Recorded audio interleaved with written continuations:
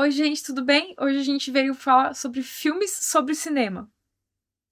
Então, a gente veio falar sobre filmes que foram feitos sobre cinema, conta um pouco da indústria, né? Como é que ela funciona, os bastidores, deixa a gente super curioso também, né? Querendo entrar ali dentro daquele universo maravilhoso que é o universo do cinema. Então, E a gente sabe que Hollywood ama falar de Hollywood, né? Que eles gostam de falar deles mesmos no filme. Então, é interessante ver o ponto de vista de quem está inserido dentro da indústria falando sobre a indústria e o que eles acham, o ponto de vista deles da indústria, né? Então, é um tema recorrente que desde 1900 e bolinha eles colocam em filmes, né? E o legal desses filmes é que a gente consegue experimentar o set de cinema através da lente dessas pessoas na segurança de casa, né? Então, a gente não está vendo o set de cinema como ele é, ou a indústria do cinema como ela é de fato, mas a gente está vendo como o pessoal gostaria que a gente visse. Então, às vezes é alguma coisa muito exagerada ou é muito estilizada, mas ainda assim não torna menos interessante, pelo contrário, às vezes até mais, dependendo do filme. mas eles fizeram um recorte ali da cena que eles querem que você enxergue, né? Tem partes da indústria que, de repente, eles decidiram deixar nos bastidores, Que é bom não né? contar. O primeiro filme que a gente quer falar aqui é um filme clássico, ele é obrigatório para todo mundo que gosta de cinema, que quer saber um pouco da história do cinema, que é o musical Cantando na Chuva, de 1952. Esse filme conta com Gene Kelly, com a Debbie Reynolds e com Donald O'Connor. E o Gene Kelly ele também dirigiu esse filme em parceria com Stanley Donen. Assim, eu acho que esse filme é super. Assim, eu sou atriz, né? Não sei se você sabe, mas, enfim. Mas eu acho que tanto pra quem é ator, para quem é dançarino, eu também amo dançar, né? Dancei dança de salão e tudo, enfim. E também pra quem trabalha com cinema, eu acho que não só os atores, também pra quem trabalha, tipo, atrás das câmeras, é um filme super importante, que, tipo, Com vai certeza. falar sobre atuação, vai falar sobre dança, vai falar sobre direção, né? Vai falar sobre o som. Então, ele engloba muitas áreas do cinema que, tipo, né? Também, a arte também, né? Engloba todas as áreas do cinema. Conta uma história que é tão completa que fala sobre isso tudo. Então, é super interessante, assim. É que esse filme foi produzido em 1952, mas ele conta a história bem da época que o filme mudo não acabou, mas tipo, o filme falado começou, no caso, né? Que foi em 1927, que é o primeiro filme falado foi O Cantor de Jazz. E daí, toda essa indústria estava preparada para lidar com um filme que não tinha som, era mudo. E ele conta mais ou menos essa história da transição, né? Da transição da indústria nessa época. Algumas pessoas até acharam, é moda, não sei o que e tal, tipo, vai ter som, será que vai pegar isso? As pessoas vão querer ver som em filme e tal.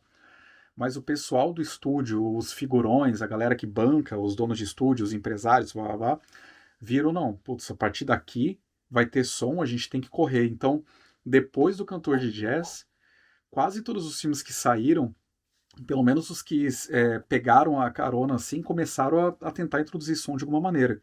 Porque eles viram que ia ser uma mudança muito drástica. Ah, não, agora tem som, as pessoas podem ver no cinema e o som tá tocando direto do filme, não precisa de um som externo tocando ao mesmo tempo, que tinha esse problema muito grande com sincronia, que às vezes eles tentavam fazer um som, mas o som nem sempre sincronizava com o filme, porque não estava integrado, o som, a imagem e o vídeo não estavam integrado, então eles, sei lá, tinha uns vários problemas decorrentes ao fato de eles precisarem colocar um som externo de alguma maneira, né?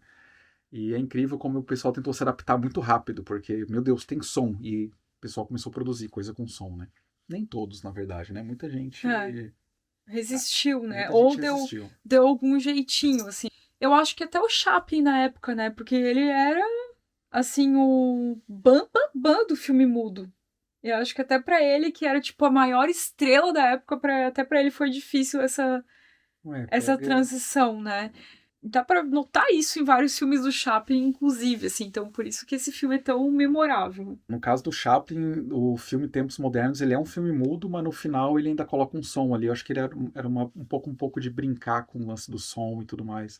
Outra coisa que é interessante com a chegada do som é que os atores não estavam preparados para isso. Porque imagina você trabalhar, sei lá, a tua carreira de filmes é você fazer caras, exagerar suas expressões e tudo para poder passar aquilo para a câmera. E agora você tem um elemento a mais trabalhar que é a voz. E você tem que passar o que você está querendo com a voz, né? E por causa disso, nem todos os atores conseguiram se adaptar. Para eles foi um universo completamente novo, para alguns eles precisaram reaprender, porque é uma coisa, imagina, tipo, do nada tem que começar a falar, convencer as pessoas com a fala, e por outro lado também gerou um problema técnico, que é como é que você capta o som na cena. Você tinha microfones aéreos, eram direcionais que captavam o som aonde o ator estava. Isso limitava a movimentação do ator, limitava onde o microfone podia estar. Se o ator se mexia muito, ele já saía do foco.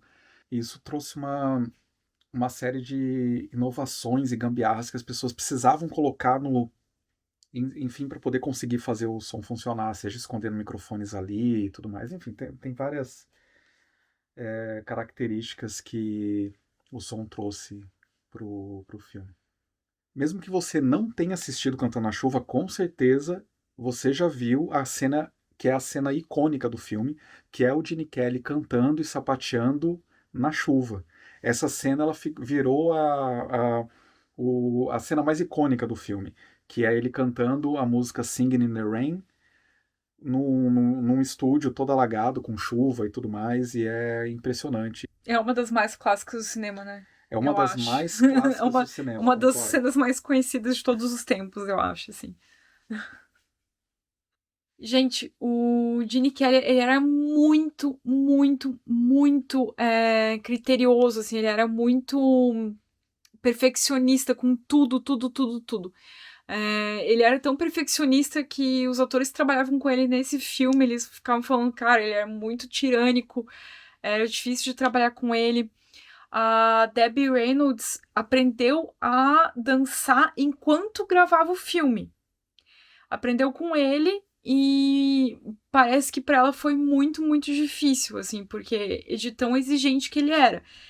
Sabe aquela cena do Good Morning? O último plano daquela cena demorou mais de 40 takes para ser feito. Então ele era super criterioso, assim, a ponto de, tipo, sei lá, chegar a ser meio chato, assim, com as coisas, inclusive. E às vezes é engraçado, né? A gente olha, sei lá, uma obra final, a gente às vezes não imagina o quanto de trabalho envolvido naquela obra, né? Óbvio que tem um lado negativo disso, mas também tem um lado positivo de tentar deixar o negócio mais perfeito possível, né? Mas dizem nos comentários se vocês já assistiram esse filme, se vocês gostaram, não gostaram, enfim. Outro filme que a gente quer falar é sobre o Cinema Paradiso. Ele é de 1988 e conta a história de um cineasta de sucesso que mora em Roma e daí volta para a cidade dele, de onde ele nasceu, de onde ele foi criado, quando ele descobre que um amigo dele faleceu.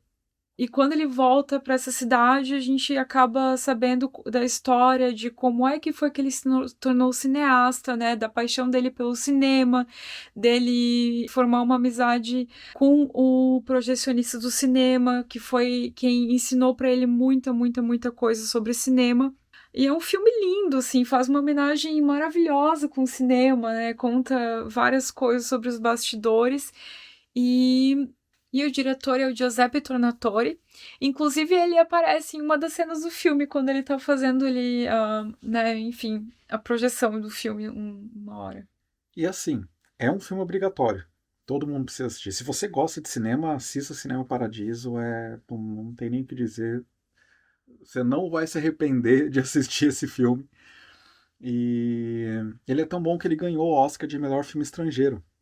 E ele originalmente tinha 2 horas e 30 e poucos, 2 horas e meia, um pouquinho mais de 2 horas e meia de duração. Mas a versão que a gente conhece de cinema, ela foi reduzida para 2 horas, cortaram um monte de coisa, 2 horas e pouquinho, assim. Mais pra frente saiu uma versão estendida, e essa versão estendida tem quase 3 horas. Aí foi incluído um monte de coisa bem interessante. Eu recomendo, é um filme que todo mundo tem que assistir, tem que estar ali. Eu coloco na prateleira, né? Hoje em dia ninguém mais tem DVD, mas enfim, ali na prateleira. E é isso. Na prateleira virtual. Na prateleira virtual também. Tá, o terceiro filme da nossa lista é o filme O Artista, de 2011.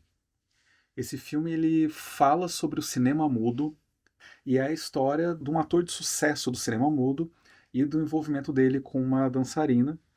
Se passa mais ou menos também naquele momento de transição do cinema mudo para o cinema falado. Ele é feito como se fosse um filme da época mesmo.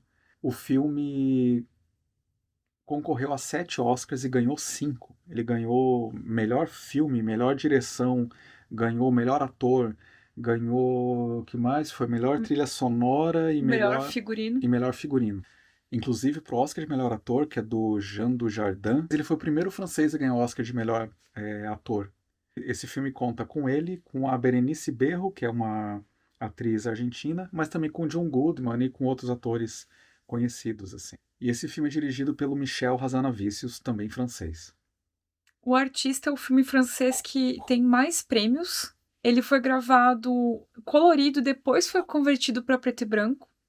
E o filme foi gravado em 22 quadros e acelerado para parecer que foi gravado em 24. E esse meio que um processo bastante parecido que acontecia com os filmes mudos, né? E eles quiseram fazer mais ou menos um processo parecido com esse também. Para quem não sabe, os filmes mudos, eles normalmente eram gravados a 14 quadros, ou seja, com menos quadros ainda. E quando era exibido a 24 com os projetores, dava aquela sensação de estar tudo muito mais rápido, assim. Não, e o filme fez de tudo para parecer filme antigo mesmo, porque o filme ele é em preto e branco, é mudo, foi gravado a 22 quadros e ele tem um aspect ratio de 1.33 para 1, que era mais ou menos o mesmo formato de tela dos filmes mudos de antigamente. Então os caras realmente fizeram tudo para parecer do jeito que eram os filmes antigamente, né? E outro filme que a gente quer indicar é o Mank, que conta a história do roteirista do Cidadão Kane correndo contra o tempo para conseguir escrever o roteiro a tempo. Mank era o apelido do Herman Mankiewicz. O filme é dirigido pelo David Fincher, é com Gary Oldman, com a Amanda Seyfried e com a Lily Collins. Ou seja, um elenco de peso, né? E se vocês quiserem dar uma conferida, a gente fez um vídeo especialmente sobre esse filme. Então, se vocês quiserem dar uma conferida no vídeo, eu vou deixar aqui no card para vocês darem uma olhada. E daí, se vocês quiserem dar uma conferida, fiquem à vontade. Tem muito mais detalhes sobre esse filme ali, para vocês conferirem. O Monk ele concorreu a 6 Oscars, mas ele acabou ganhando só o de design de produção e de melhor fotografia. O filme ele também foi feito, assim como o artista, ele também foi feito para parecer. Ele tem algumas características de filmes de época. Ele foi gravado em preto e branco, dessa vez diferente do outro, então não existe uma versão colorida desse filme. O roteiro ele foi escrito pelo Jack Fincher, que é o pai do David Fincher, e quando o David Fincher fez o Vidas em Jogo, esse filme era para ser o próximo filme dele, mas os estúdios não gostaram muito da ideia que ele tinha de fazer esse filme sobre o Cidadão Kane em preto e branco, essa visão desse filme. Então, o filme não saiu naquela época, acabou saindo em 2020 mesmo. É um filme obrigatório porque ele fala do Cidadão Kane. Cidadão Kane também é um filme obrigatório. Ele só não está nessa lista porque ele não fala sobre cinema, né? Mas o filme que fala sobre ele é um filme importante e eu acho que todo mundo deveria assistir, né, Lindinha? É verdade.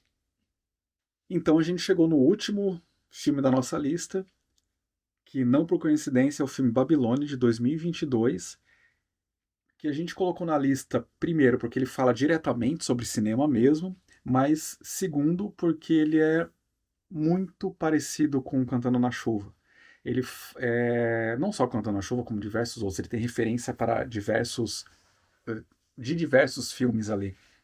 Mas também é a indústria de cinema falando sobre si mesma num período de transição de cinema mudo para o cinema falado. O filme ele é dirigido pelo Damien Chazelle e ele tem assim um elenco gigante, incluindo Brad Pitt, Margot Robbie, até o Tobey Maguire.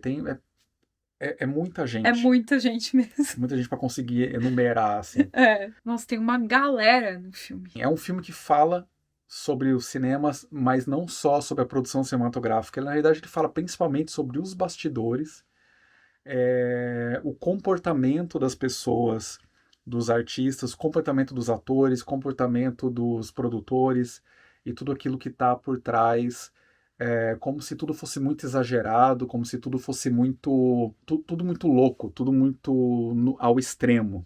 Então, Babylon é como se fosse, sei lá, mostra a cultura de quem trabalha na indústria cinematográfica, mas de uma maneira, eu acho que é mais ou menos de uma maneira que eles gostariam de se enxergar, porque é tudo muito exagerado, tudo muito sonhador, assim, tudo muito fictício, muito, ah, meu Deus do céu, sabe? Tipo, na verdade, é isso que eu acho, assim. Mas... Cada personagem lá, ele é uma representação ou de uma pessoa que existiu, ou às vezes uma combinação de várias pessoas que existiram, sintetizadas num personagem ali para representar ou um momento, ou uma situação específica que aconteceu.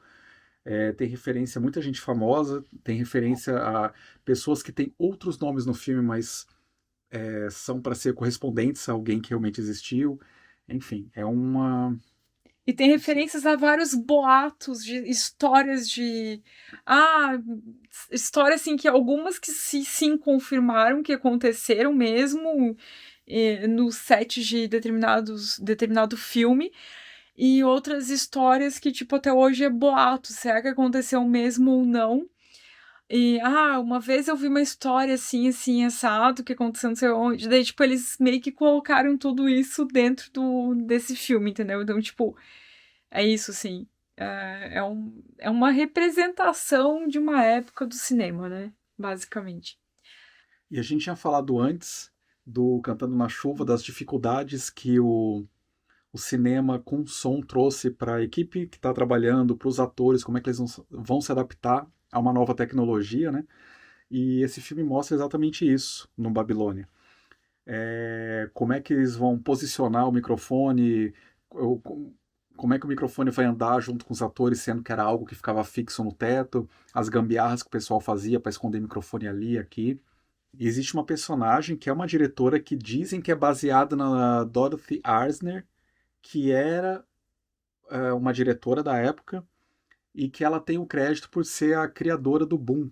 Para quem não sabe, o boom é o microfone com uma vara de microfone que fica aquele microfone em cima onde você segura para poder captar o som. E que isso foi uma gambiarra criada por ela para conseguir fazer com que o microfone seguisse os atores, porque até então a ideia inicial do microfone era algo fixo, como uma luz ou alguma coisa assim para captar o som, mas aí isso limitava a movimentação dos atores em cena. Então, isso como diversos outros personagens eram baseados em alguém ou em situações ou enfim. Mas assistam Babilônia. É, tem muita coisa interessante para, enfim. Mas assistam Babilônia. Então tá, gente, é isso. Comentem aqui se vocês já assistiram esses filmes, se vocês gostaram, se vocês se sentiram inspirados por esses filmes, né, a trabalhar no cinema, o que vocês acharam, se vocês curtiram, se vocês não assistiram, gostaram, não gostaram. Obrigada por tudo, obrigada por ficar até agora com a gente. Um beijão e até a próxima.